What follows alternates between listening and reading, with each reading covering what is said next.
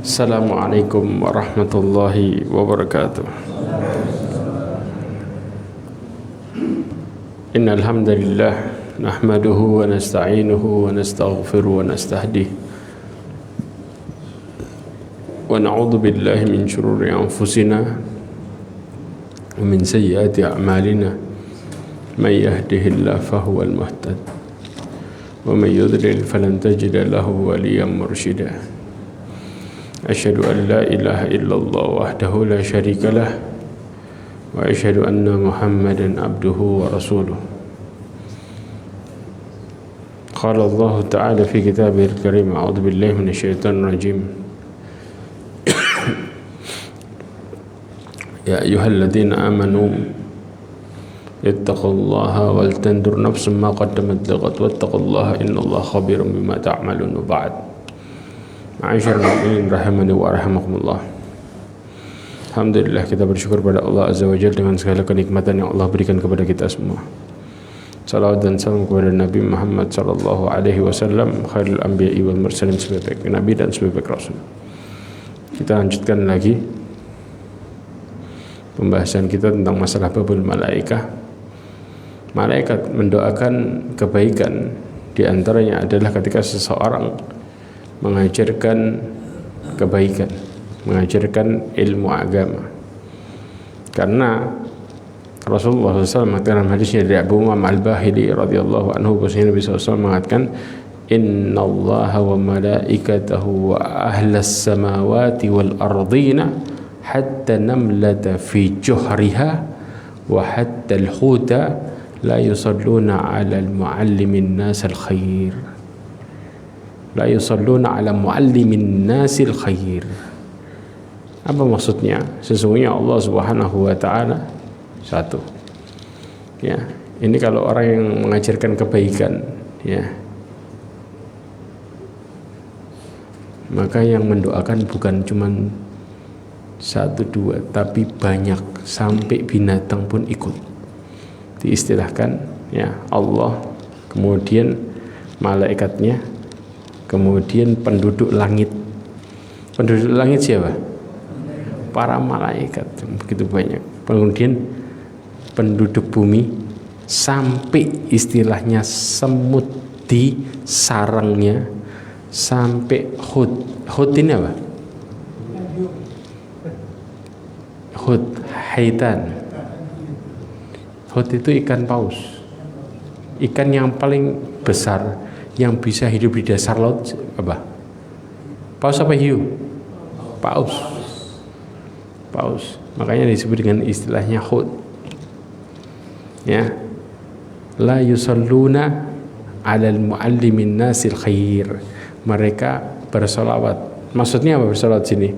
Kalau Allah yang lakukan, maka Allah memuji hambanya.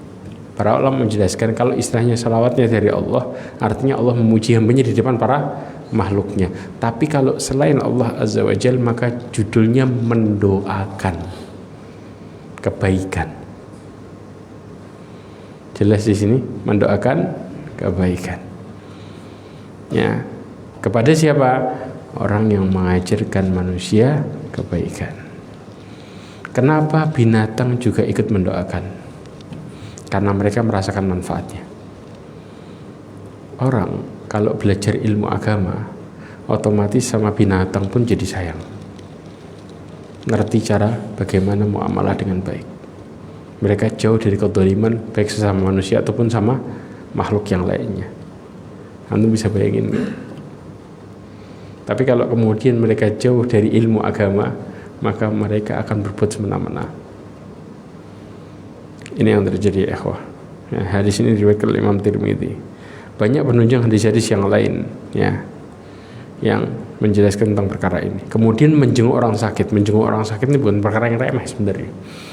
Nabi SAW mengatakan dalam hadisnya dari Ali bin Abi Thalib radhiyallahu anhu, hadis riwayat Imam Tirmidzi, disebutkan, "Mamin muslim ya'udu musliman ghadwatan illa shalla alaihi sab'una alfa malakin hatta yumsi." Dikatakan tidaklah seorang muslim menjenguk saudara muslim yang lainnya kapan? Ghudwah. Ghudwah itu pagi. Kecuali ya 70.000 malaikat mendoakan dia. Sampai kapan? Panjang doanya. Doain dia kebaikan dari mulai dia jenguk sampai sorenya. Kalau kita jenguknya sore, wa in adahu ya asyiyatan ya, kalau jenguknya sore maka didoain sampai kapan? Paginya. Berapa? 70.000 malaikat. Antum bisa bayangin. Sedangkan doa malaikat mustajab gak? Jelas. Karena malaikat gak mungkin mendoakan kalau Allah gak perintahkan. Ini pada dasarnya Allah yang memerintahkan mereka buat mendoakan. Berarti kalau malaikat mendoakan, otomatis Allah Subhanahu wa taala ridho sama mereka. Karena yang merintahkan malaikat adalah Allah Azza wa Jalla. Anda bisa bayangin. Ya, disebutkan di dalam hadis ini tentang masalah doa 70.000 malaikat. Ya. Jumlah malaikat itu kalau kita bilang sangat banyak. Antum tahu nggak? Ketika Rasulullah SAW Isra Mi'raj, Rasulullah bercerita tentang ada satu tempat ibadahnya para malaikat. Di mana? Disebutkan namanya Baitul Ma'mur. Ini hadisnya. Kata Rasulullah SAW, farufi'a li al-Baitul Ma'mur. Namanya Baitul Ma'mur. Ya, maka tiba-tiba di atasku melihat apa? Baitul Ma'mur. Fasa'altu Jibril, maka aku bertanya mana Jibril, Baitul Ma'mur itu apa? Hadal Baitul Ma'mur yusalli fihi kulla yaumin 70,000 malak idza kharaju lam ya'udu ilaihi. Ini Baitul Ma'mur ini salat di dalamnya 70.000 malaikat.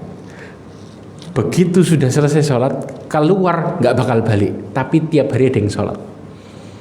Berarti jumlah malaikat berapa? Sudah ya ikhwah. Itu malaikat yang sholat di situ. Malaikat seumur hidup mereka cuma sekali di Baitul Ma'mur. Tapi tiap hari ada yang sholat. Berarti nanti datang lagi 70.000 lagi, selesai keluar gak balik lagi. Terus seperti itu tiap hari, tidak akan kembali selamanya. Jadi sehingga di Baitul Ma'mur sholat berapa kali? Cuma sekali dalam seumur hidup mereka. 70.000. Berarti jumlahnya berapa malaikat? Antum bisa kalkulatornya error langsung. Jangan dihitung sudah. Ya. Maka inilah kondisi. Makanya kalau kita bilang jumlah malaikat sangat banyak. Lah kebayang seseorang jenguk didoain 70.000 malaikat satu orang. Ya. Maka jumlah itu malaikat itu kita nggak bisa ngitung sama sekali, saking banyaknya. Apalagi kalau kemudian apa ya, jenguknya di pagi hari didoainnya panjang, sama jenguknya di sore hari didoainnya panjang sampai pagi. Yang doakan 70.000 malaikat. Bahkan Rasulullah SAW mengatakan di dalam hadis yang lain, nih, man ada maridan aw zara akhan lahu fillah. Hadis ini secara umum ya, menjenguk orang sakit atau menjenguk saudaranya karena Allah. Ya. Apa yang terjadi? Nadahu munadin antibta wa thaba mamsaka wa tabawwa'ta minal jannati manzila. Allah kasih 3 langsung. Ya, yang pertama apa? Yang pertama dikatakan sungguh engkau sangat baik. 1. Yang kedua, kemudian langkah-langkahmu baik. 2. Jiwanya baik, langkahnya baik. 3. Disiapkan kedudukan yang baik. Di mana? Di surga. Amalannya apa? Jenguk orang sakit atau jenguk saudaranya. Cuman satu alasan, karena Allah. Allah kasih jiwanya baik, langkahnya baik, tempat baliknya baik, yaitu surga. Tapi buat ngelakuin itu nggak gampang, betul nggak? Padahal fadilahnya luar biasa ya ikhwah. Ya. Yang berikutnya, mendoakan saudaranya tanpa tahu, bidhahril ghaib. Satu syarat, tanpa saudaranya tahu. Kadang-kadang kita ini lucu, ya, giliran kita sudah doain, serius sudah selesai, kemudian teman ngomong, sudah doain belum? Oh sudah, tadi tak doain ini, dibocorin lagi. La haula wala quwwata illa billah. Padahal alasannya apa? Tanpa saudaranya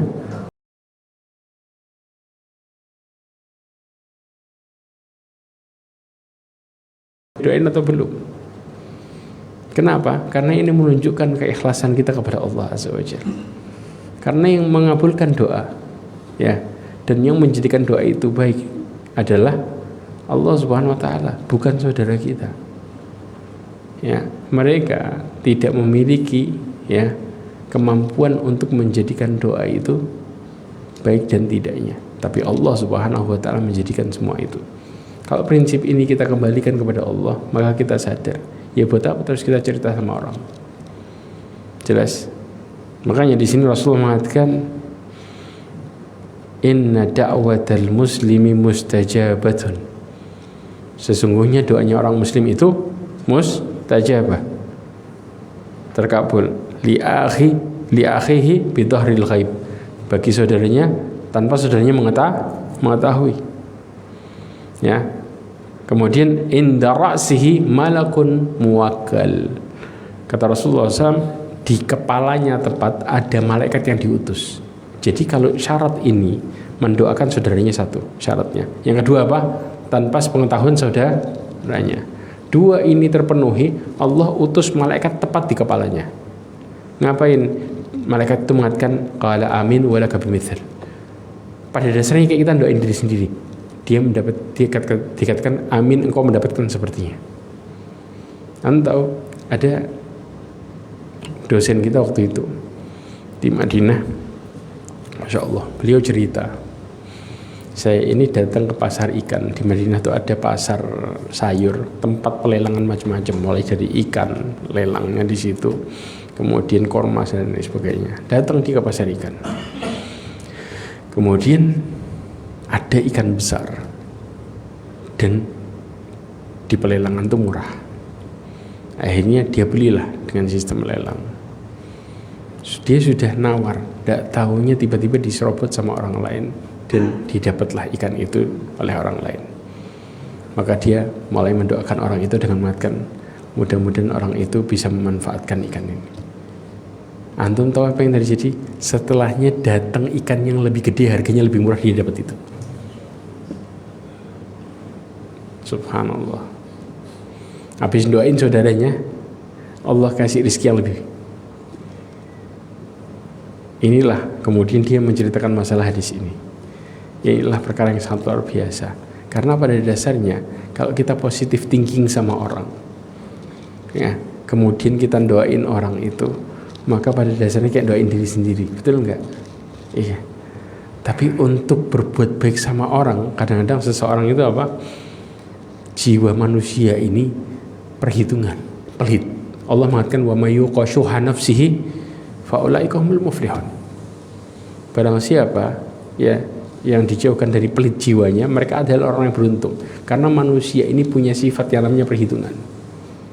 Dia kalau nggak hidupnya nggak diasarin karena Allah, maka perhitungannya tinggi. Saya doain dia, ya kalau dia baik, kalau enggak gimana? Selalu seperti itu. Padahal pada prinsipnya kita doain saudara kita kayak doain diri sendiri. Kalau saudara kita mendapatkan kebaikan, kita dapat pahala enggak? Tapi sisi itunya di skip sama kita, disingkirin. Seakan-akan kita selalu ngukur dengan diri kita sendiri. Padahal kebaikan balik ke diri kita. Kita mendapatkan pahala di satu sisi, di sisi lain mendapatkan kebaikan bagi diri sendiri. Tapi orang berat untuk ngelakuin itu karena mereka nggak percaya sama Allah Azza wa Jalla. Ini yang bahaya. Ya. Kemudian yang ke-9 ya ikhwah adalah orang sahur. Sahur itu gimana? Antum bisa bayangin nggak? Yang dapat keberkahannya, doanya bukan sekedar orang yang sahur aja, tapi yang punya peranan mereka dapat.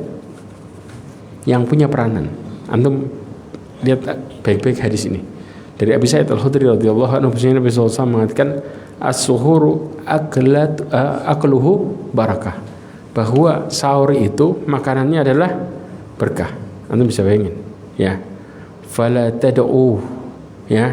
Maka janganlah kalian apa? Tad'u, meninggalkannya. Da'a itu artinya apa? Meninggalkannya. Ya. Walau an yajra'a ahadukum jur'atan minal ma', walaupun sekedar apa? Seteguk air. Istilahnya seperti itu. Itu sudah masuk ke dalam apa? Sahur. Cuman seteguk air toh. Ya, fa innallaha azza wa jal wa malaikatahu yusalluna 'alal mutasahhirin, karena sesungguhnya Allah dan malaikatnya bersalawat terhadap orang-orang yang sahur. Allah muji hambanya yang sahur, malaikat doain kebaikan yang sahur. Nah, kemudian ya, hadis ini riwayat Imam Ahmad, ya, hadis yang sahih. Kemudian tapi hadis ini ada penguat yang lainnya, ya. Ada yang mendhaifkan, salah satu perawinya adalah Abdurrahman ibn Zaid, tapi ada penguat yang lainnya, hadis yang semisalnya. Kemudian di dalam kitab At-Tanwir disebutkan yang dapat doa bukan sekedar orang yang sahur aja, tapi bantu orang sahur dapat. Dapat nggak? Dapat. Antum lihat baik-baik ini. Ya, golongan adalah orang-orang yang membantu orang yang sahur, mereka juga dapat manfaatnya. Dan ini disebutkan oleh sebagian para ulama tentang perkara ini. Kayak buka. Orang yang nyiapin buka dapat gak? Pahala orang yang buka. Sama. Orang yang sahur dan bantu orang yang sahur tadi, mereka mendapatkan doa kebaikan.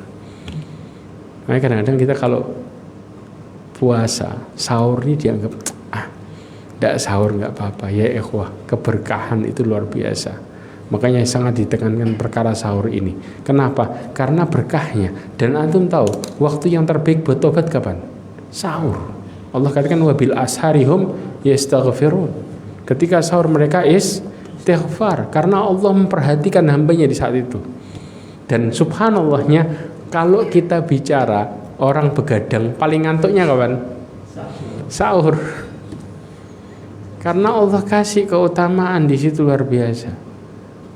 Hamba-hambanya yang mereka ya berdiri bukan karena Allah, mereka akan dapetin rasa ngantuk yang berat. Tapi mereka yang bangun malam luar biasa, waktu paling afdol untuk kita bangun malam adalah sepertiga malam terakhir, ya waktu sahur itu. Keutamaannya besar dan banyak.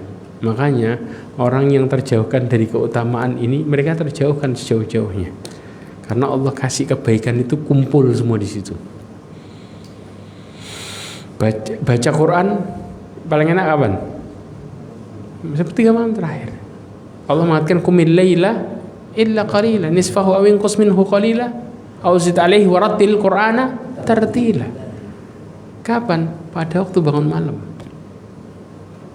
Jadi Allah kumpulkan semua kebaikan yang sangat banyak. Yang berikutnya ya ikhwah, jangan remehkan masalah ini. Kita kadang-kadang suka apa? Ngelewatin kayak hal yang biasa. Kapan? Ayam berkokok. Ayam berkokok itu bukan berkokok gitu aja. Kenapa? Kalau ayam berkokok apa yang terjadi? Ngelihat apa? Malaikat. Kenapa kita disuruh doa? Kenapa kita disuruh doa? Ini dia yang saya jelaskan, disebutkan oleh Al-Qadhi Ibn Iyad. Ya. Pertama, Rasulullah SAW mengatakan dalam hadisnya dari Abu Hurairah radhiyallahu anhu, hadis ini riwayat Imam Bukhari, "Idza sami'tum siyahat dikah." Ya. Dik itu apa? Ayam jantan. Karena yang berkokok apa? Yang keras, ayam jantan. Dikah. Karena bahasa Arab itu ya ayam itu macam-macam. Tinggal jenisnya apa aja. Dan ada kosakatanya. Jadi kita kan taunya, banyak yang taunya apa? Dajjaj. Ya, ayam potong dan lain sebagainya. Padahal apa? Ada dik, ada macam-macam. Ya, kalau engkau mendengar ya kokokan siah itu, kalau kita bilang apa? Kayak teriakan. Tapi kalau ke ayam namanya istilahnya kalau bahasanya pakai berkokok. Ya. Fas'alullah min fadli. Maka berdoalah, minta sama Allah apa? Keutamaannya. Kenapa? Fa innaha ra'at malakan. Karena ayam tadi ngelihat malaikat. Pertanyaannya, kenapa kita suruh berdoa? Ini sebabnya.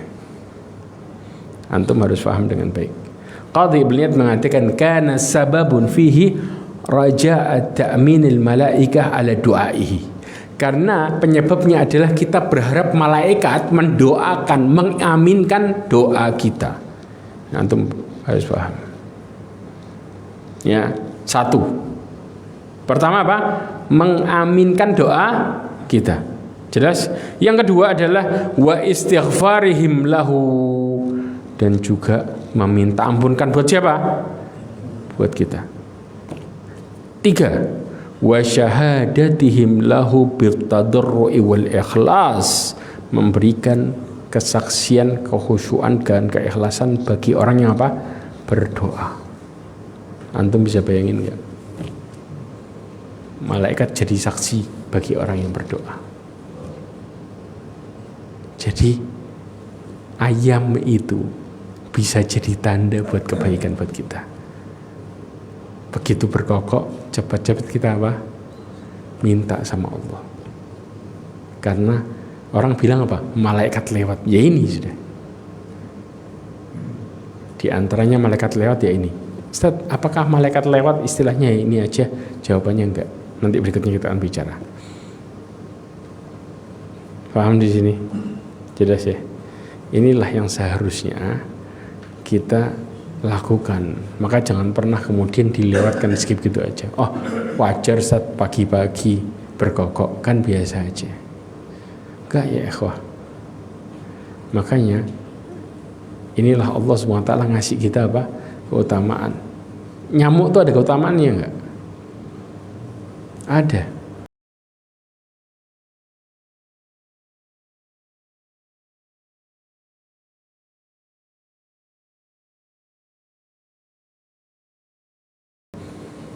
Makanya Allah SWT berikan manfaat apa?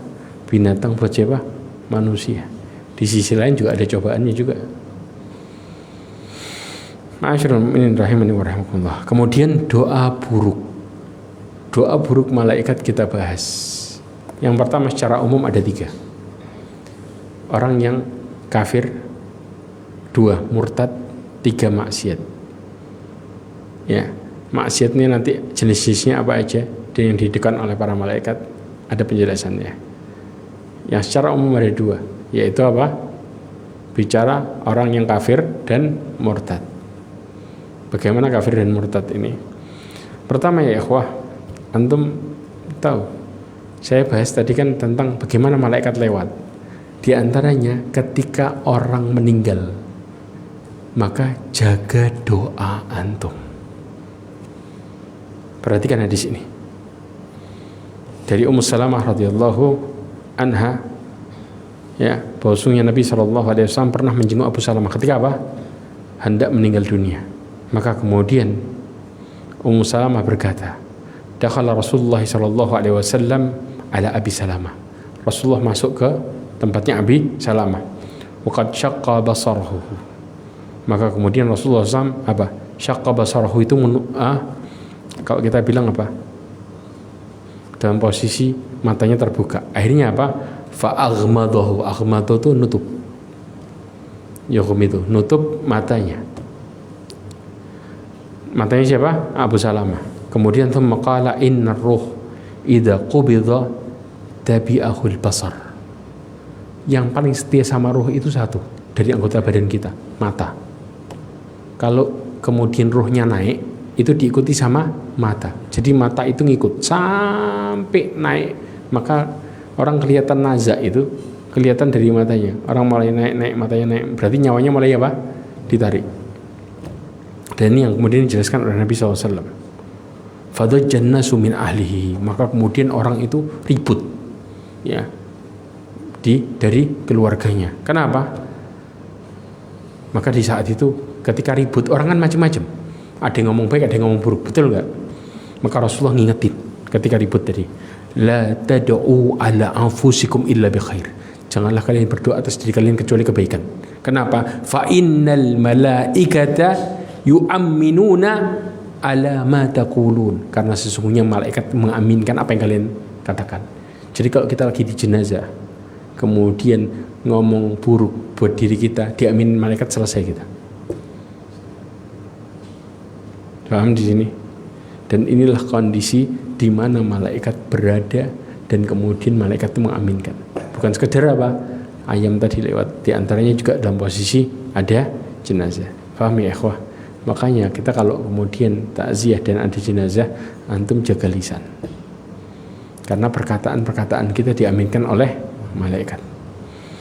Hadis riwayat Imam Muslim. Ya, makanya para ulama menjadikan dalil ini bahwa malaikat itu doanya dikabulkan dan kemudian sangat dianjurkan untuk mendoakan kebaikan. Kenapa? Karena kalau seseorang doain keburukan, diaminkan juga enggak? Diaminkan juga. Dan juga meminta ampun kan bagi siapa? Orang yang meninggal dunia. Kapan? Pada waktu mereka azab. Ini kesempatannya. Dan ini disebutkan di dalam Syarah Sahih Muslim yang ditulis oleh Imam Nawawi. Nah, orang-orang yang didoakan kecelakaan oleh para malaikat diantaranya adalah orang yang meninggal dunia dalam kondisi kafir.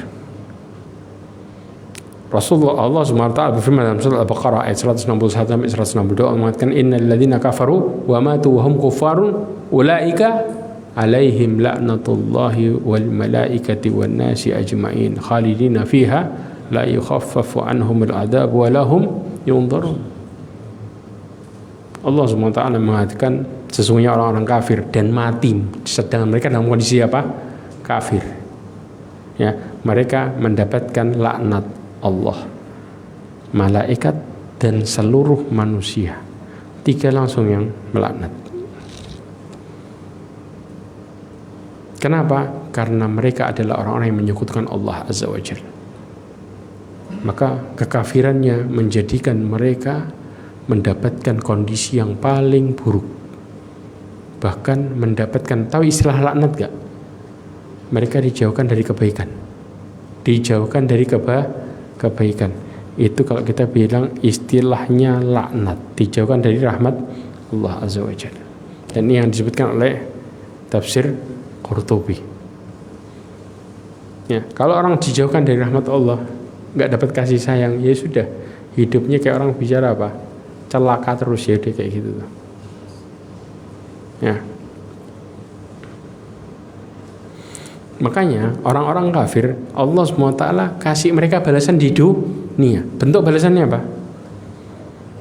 Ini lihat.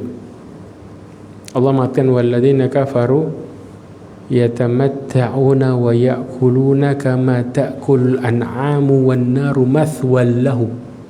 Allah katakan orang-orang kafir itu mereka menikmati apa? Dunia. Satu, dikasih kesenangannya sebanyak-banyaknya. Kemudian apa? Wa ya'kulun.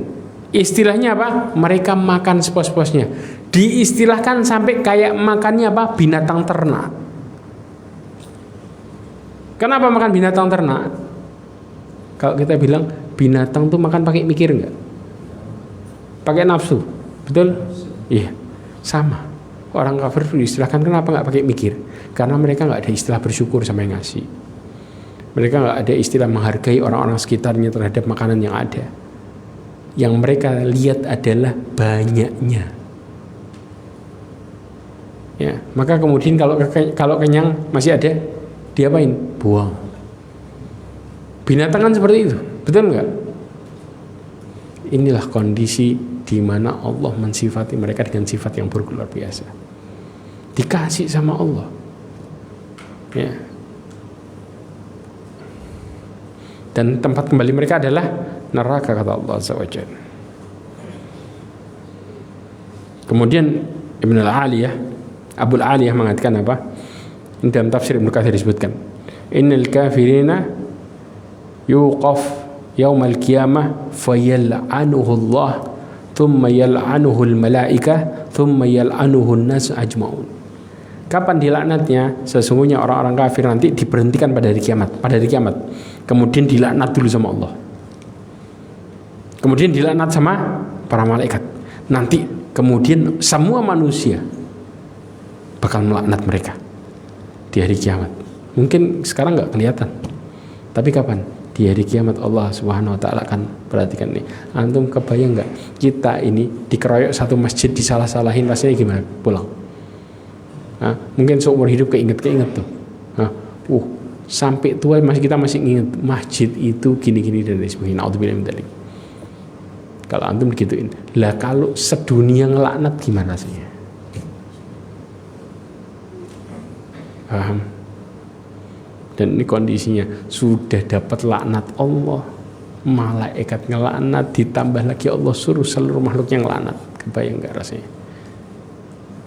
Ini yang sangat mengerikan. Dan ini perkara bukan perkara yang ringan. Kita ngelihatannya sekarang aman, tapi nanti bukan perkara yang aman. Itu namanya ya masalah ditumpuk dengan masalah, ditumpuk dengan masalah, ditumpuk dengan masalah. Badannya tersiksa, hatinya juga tersiksa bersamaan. Na'udzubillah min dzalik. Yang berikutnya adalah perkara murtad.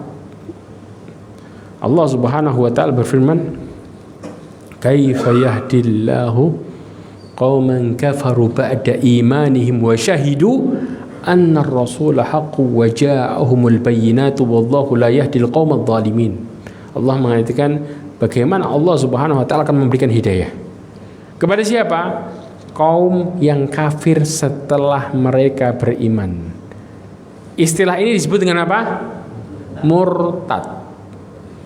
Ya, sedangkan mereka bersaksi enggak pada waktu beriman bahwa Rasulnya itu benar?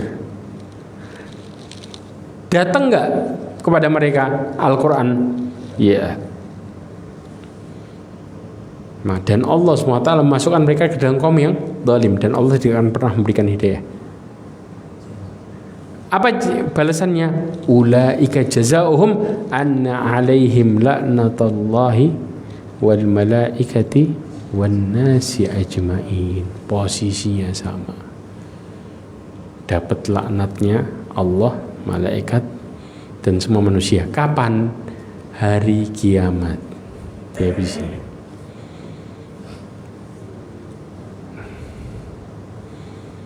Yang berikutnya adalah pelaku kemaksiatan. Pelaku kemaksiatan itu kita bahas ada 6 perkara lebih. Pelaku kemaksiatan yang secara khusus lebih. Yang pertama, orang yang mencaci maki para sahabat Nabi SAW. Rasulullah ngasih rekomendasi, kalau orang yang terbaik dicaci maki, berarti yang mencaci maki paling buruk orangnya. Karena Rasulullah SAW mengatakan tentang masalah sahabat, khairun nasi qarni. Manusia terbaik siapa? Siapa? Generasiku. Ini yang disebut para sahabat.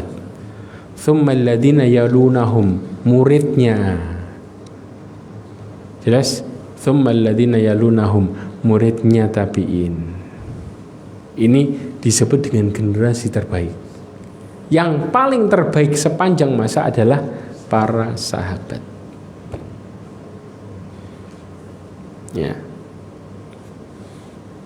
Dari sini ya ikhwah, ya, Rasulullah SAW dalam hadisnya dari Abdullah bin Abbas radhiyallahu anhu, Nabi SAW bersabda, hadis riwayat Tabrani dan dihasankan oleh Al-Albani, hadis ini, man sabba ashabi, barang siapa yang menghina sahabatku, enggak tanggung-tanggung yang laknat. Yang laknat sama siapa? Allah, malaikatnya, dan seluruh manusia. Ya. Kenapa? Karena Rasulullah SAW menjelaskan keutamaan sahabatnya dibanding sama kita tentang amal mereka. Kata Rasulullah SAW, la tasubbu ashabi. Kata Rasulullah, janganlah kalian menghina sahabatku. Falau anna ahadakum anfaqa mithla uhudin dahaban ma balagha mudda ahadihim wala nasifa.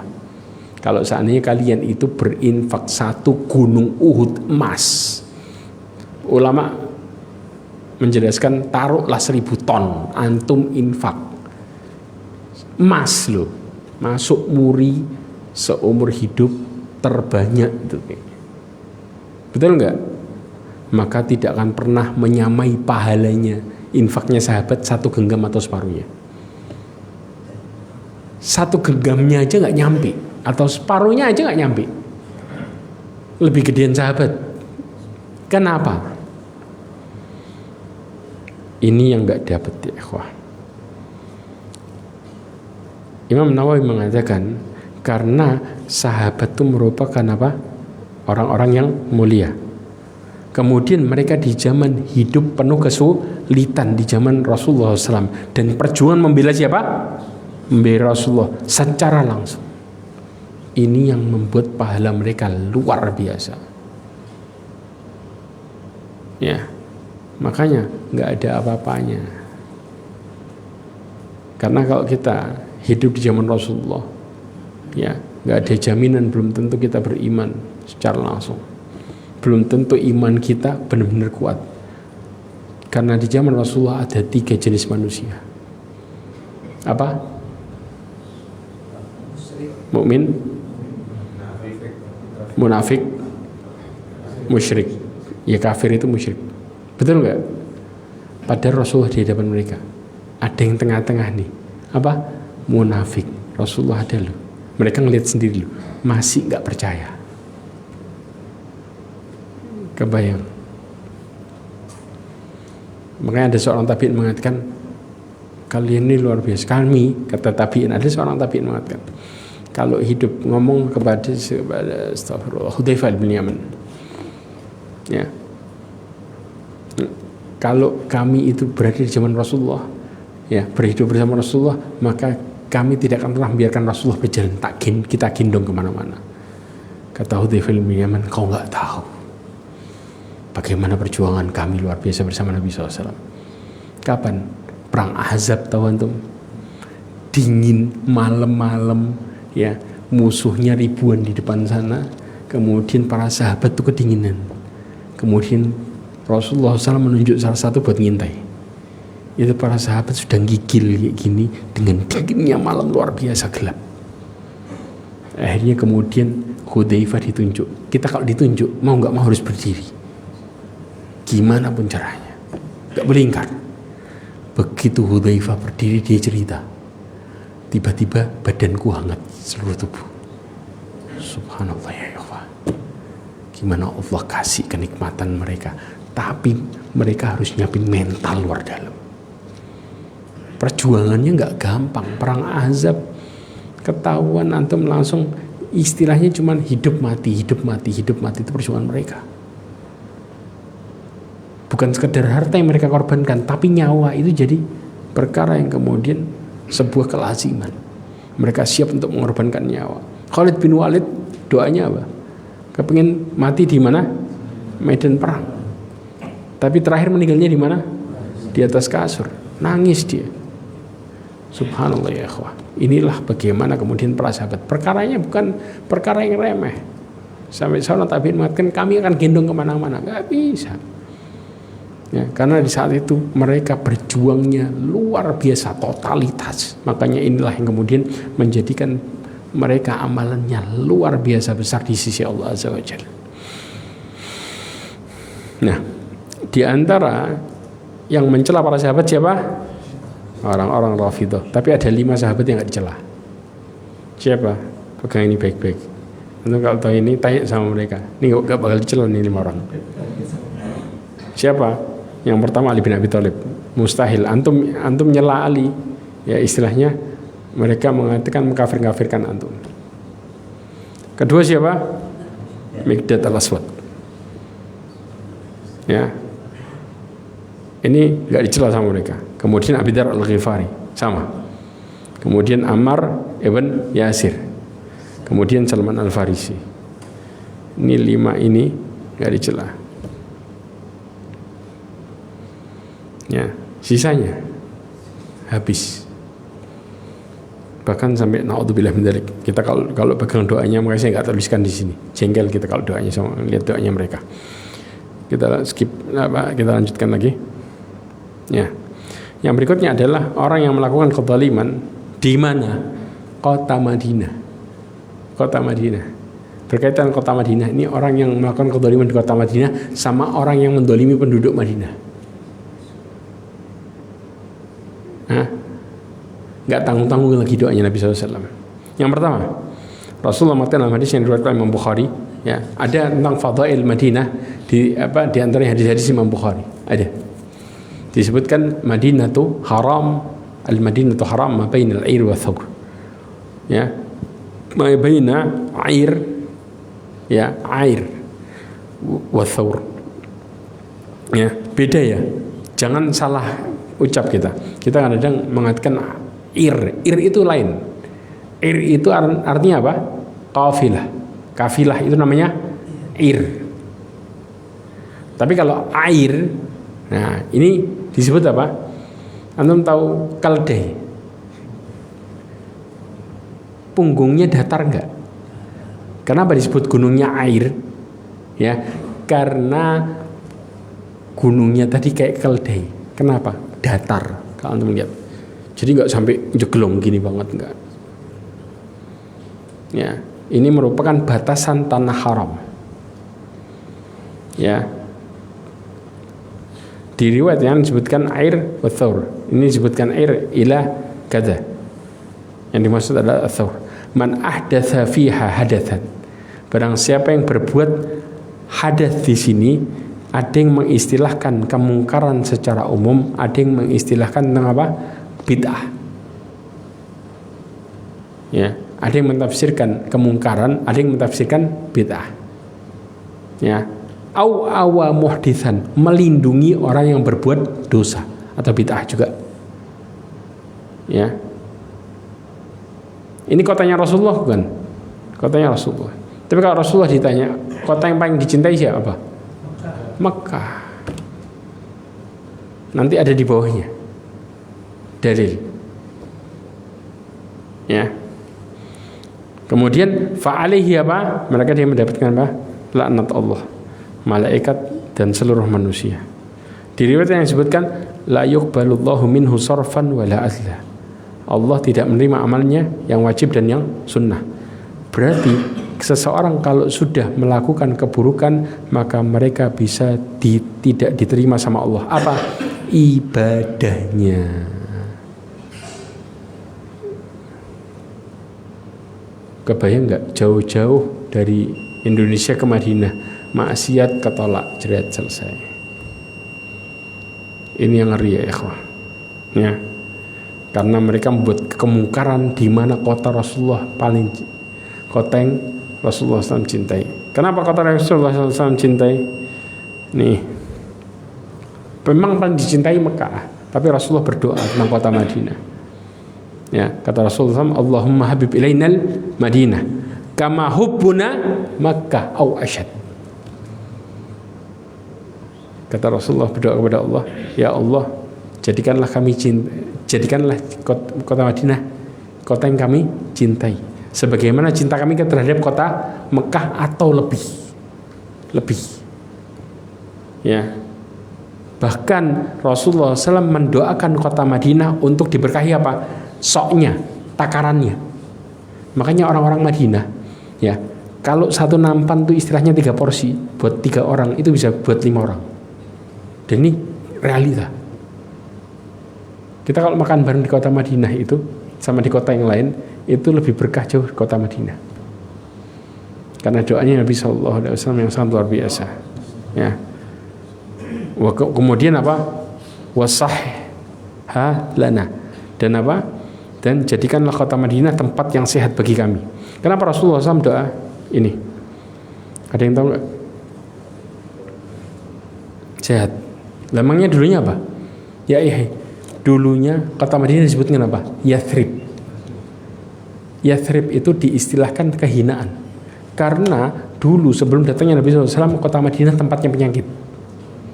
Antum penyakit macam-macam, wabah itu di situ kumpul. Sampai kemudian ketika Rasulullah SAW, sebelum Rasulullah datang, para sahabat kan datang ke situ kan. Ketika Rasulullah hijrah, kan ada awal-awal yang sahabat yang hijrah, ya kan? Pernah Abu Bakar As-Siddiq kena sakit luar biasa, sampai sudah wasiat-wasiat masuk kota Madinah waktu bersama Nabi SAW. Kemudian sebelumnya Mus'ab ibn Umair dan ada para sahabatnya lagi yang Abdullah bin Maktub yang barengin. Kemudian tiba-tiba apa? Tiba-tiba mereka juga merasakan yang sakit, salah satu dari 3 orang yang datang pertama kota Madinah. Ya. Sampai kemudian mereka juga berwasiat. Subhanallah ya ikhwah. Ini kondisi luar biasa di kota Madinah di awal-awal. Makanya akhirnya kemudian Rasulullah SAW mendoakan ini. Hadis inilah yang kemudian akhirnya apa? Kota Madinah berubah total setelah Rasulullah SAW berdoa ini. Ya. Makanya dikatakan apa? Dan kemudian pindahkan penyakitnya kemana? Juhfah. Antum Juhfah ini kalau tahu perjalanan dari kota Madinah ke Mekah, antum akan lewatin desa yang namanya Juhfah. Ya, makanya dipindahkanlah demamnya, penyakitnya kemana? Kota Juhfah. Wah, jangan-jangan masuk Juhfah penyakitan nanti kita. Wallahu a'lam bishawab. Tapi secara umum kota Madinah akhirnya apa? Berubah semenjak Rasulullah berdoa dengan doa ini. Jelas. Bahkan antum tahu gunungnya aja Rasulullah senang. Apa itu? Uhud. Kata Rasulullah SAW, wahada Uhud. Ini gunung Uhud. Jabalun nuhibbuhu wa yuhibbunana. Gunung yang kita cintai dan mencintai kita. Ikonnya kota Madinah adalah gunung Uhud. Antum masuk kota Madinah, ya.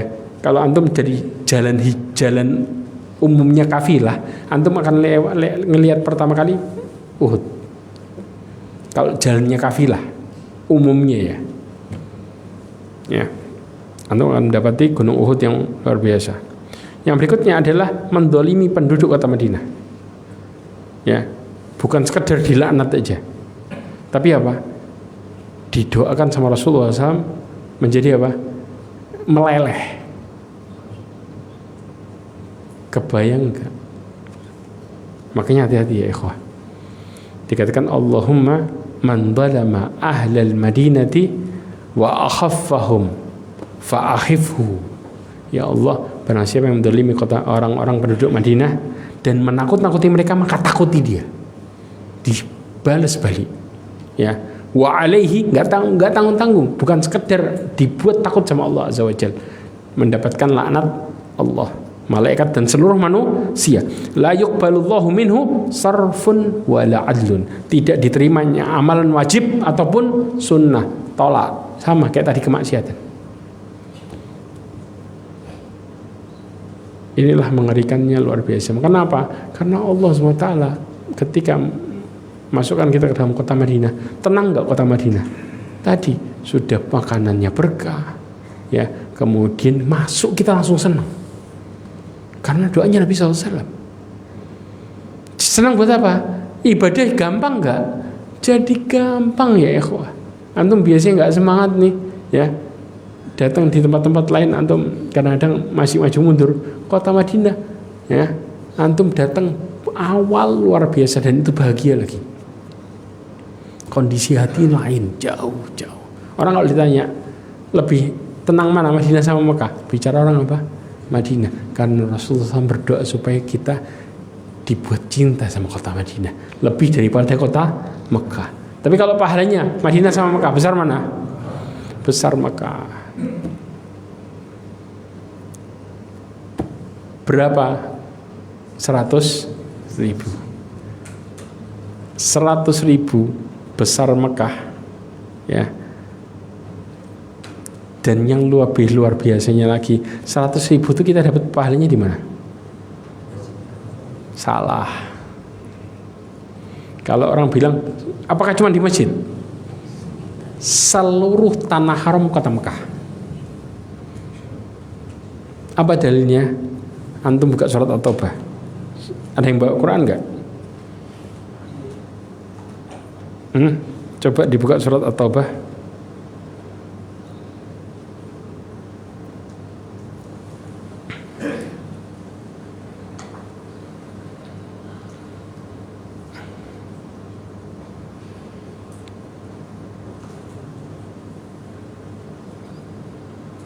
ayat 27.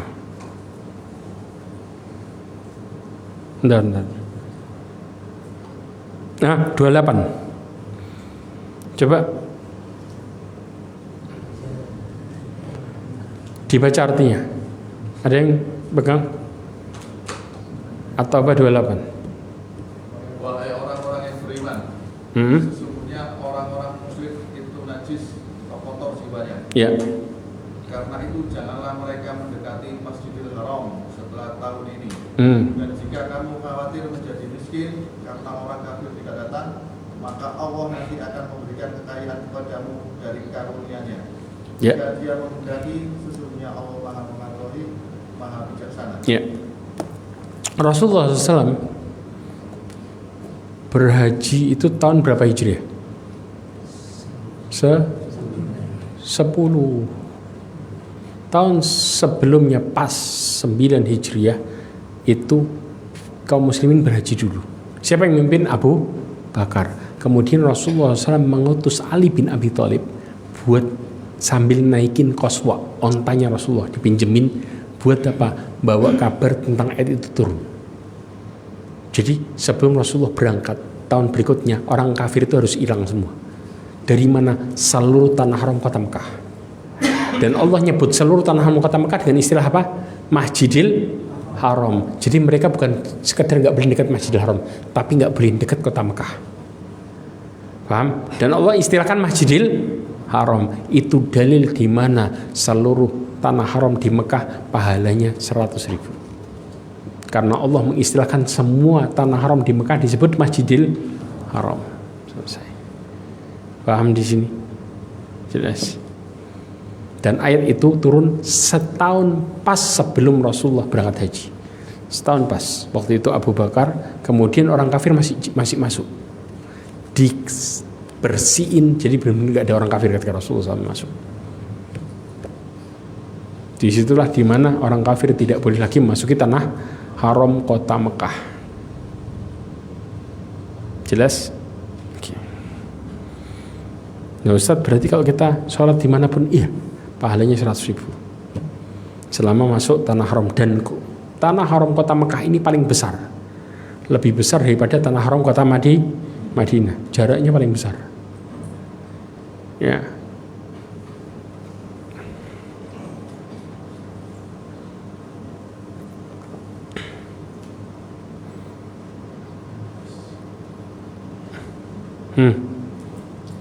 Ini hadisnya, penjelasan yang tadi.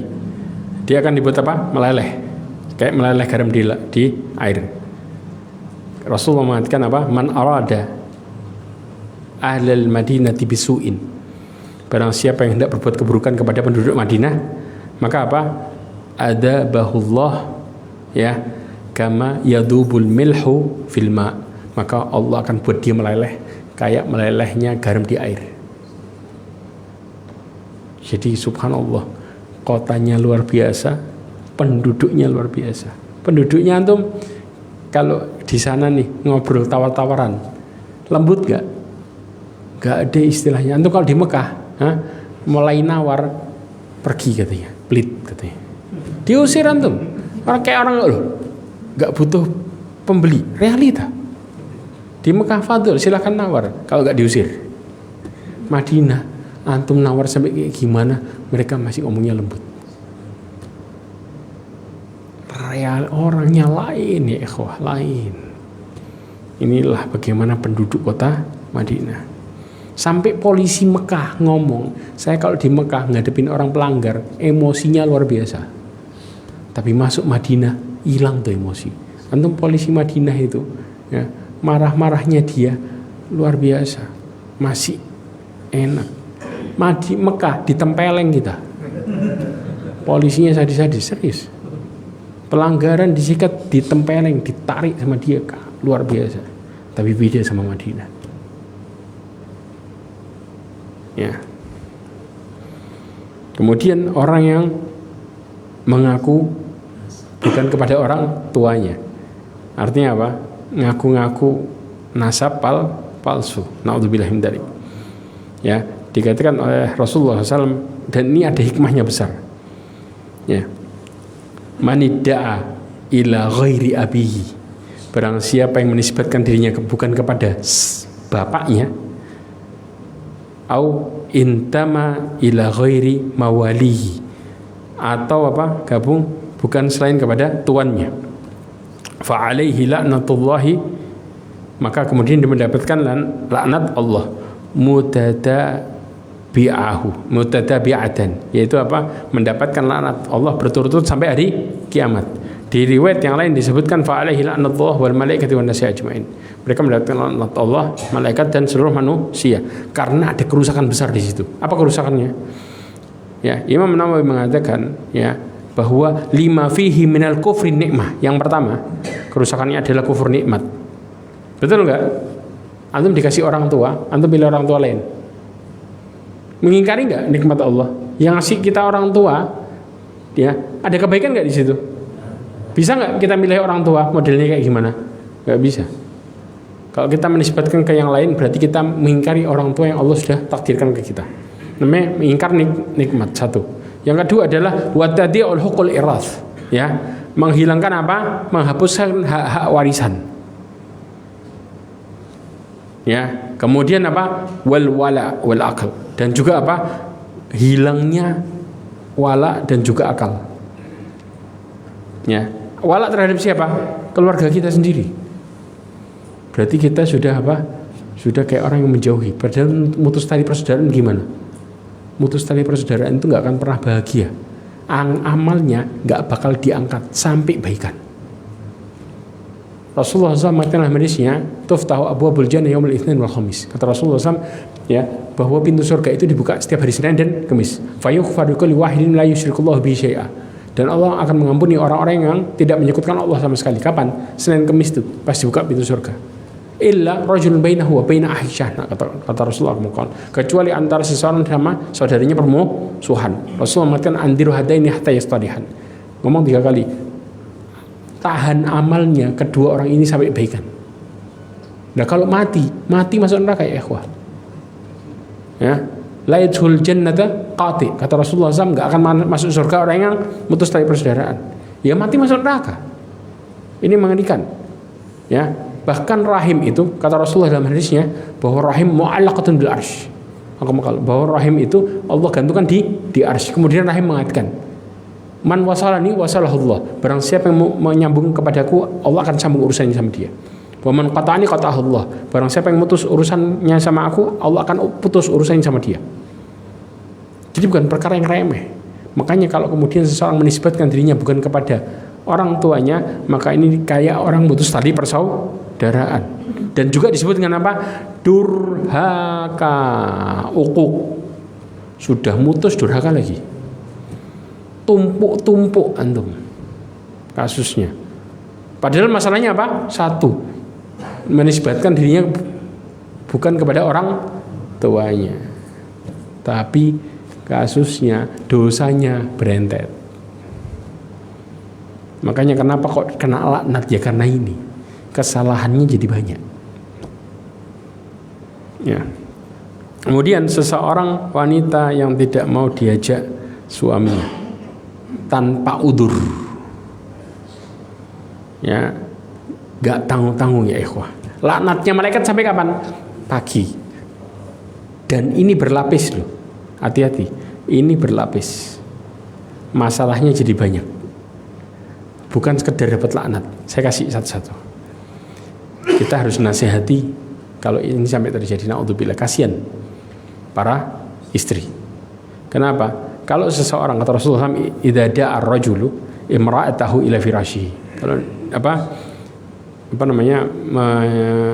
mengundang istrinya kemana? Ranjangnya, ya. Fa'abat, ya, maka kemudian dia enggak mau. Fabatat ghadban 'alaihi, ya, maka kemudian sampai suaminya marah. Malam itu dia mendapatkan semalam suntuk laknat sampai pagi dari malaikat, dilaknat habis, didoain buruk terus nggak berhenti sampai pagi. Ya, Imam Nawawi mengatakan kenapa ini kok jadi masalah besar. Yang pertama, dia menolak dalam posisi tidak ada udzur syar'i. Udzur syar'i kayak apa? Haid itu bukan udzur syar'i. Sakit. Haid itu masih bisa nggak? Masih. Sampai dikatakan haid ini bukan udzur. Bukan udzur. Subhanallah. Ya, untuk menolak ajakan suaminya karena suaminya masih bisa di yang lainnya. Paham? Jadi, saya masih karena sudah. Yang udzur syar'i sakit. Sah. Kalau tidak sakit terus.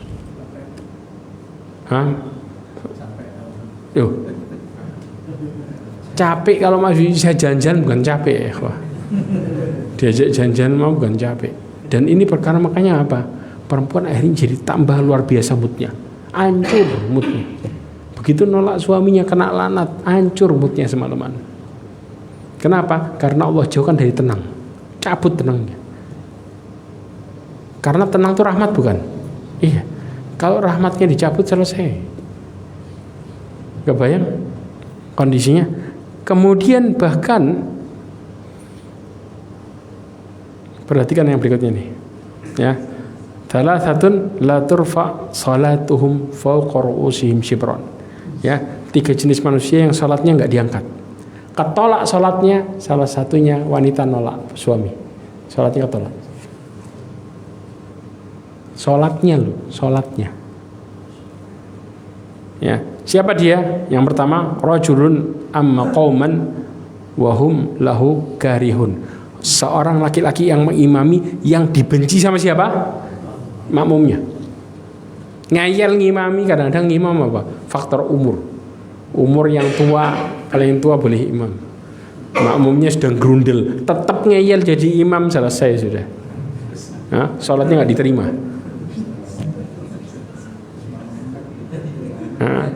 Imamnya ngerasa, saya panen pahala. Siapa bilang salat antum tolak semua? 1, 2. Ya. Wa mra'atun batat wa zawjuha alaihi syahiqatan. Perempuan semalaman suaminya apa? Jengkel, marah.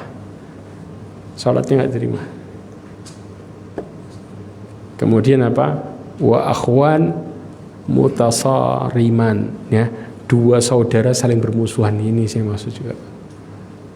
Salatnya sama. Ibadahnya enggak terima sama Allah. Bukan sekedar itu toh ya ikhwah. Antum baca ini lagi. Jadi kasusnya perempuan nolak ini berentet, kita bilang. Lihat ini. Walladzi nafsi biyadihi, demi jiwaku yang berada di tangannya, ma min rajulin yad'u imra'atahu ila firashihi wa fata'ba alaihi illa kana alladhi fis sama' sakhitan 'alaiha hatta yarda anha. Kalau perempuannya nolak, enggak mau, maka kemudian yang di langit semuanya murka sama dia. Sampai suaminya ridho baru balik normal. Sepanjang suaminya ngamuk dan enggak ridho, sepanjang itu dia dimurkai sama penduduk langit. Sepanjang itu. Ringan atau berat? Sangat berat. Makanya kasusnya berlapis. Tadi sudah diapain? Sudah kena laknat. Kemudian yang kedua apa? Salatnya enggak terima. Yang ketiga dimurkai penduduk langit. Aduh. Ya, kemudian apa? Makanya dikatakan kalau istri sudah menikah maka dia harus lebih berbakti kepada siapa? Suaminya. Dan ini perkataan Syekhul Islam Taimiyah. Daripada sama orang tuanya. Karena kadang-kadang kasus nggak nurut sama suami gara-gara apa? Orang tua didahulukan. Nggak bisa. Baktinya udah pindah. Makanya kita jadi orang tua. Kalau kemudian punya anak perempuan gedein. Saya ingin singgung dikit. Ya. Supaya kita paham.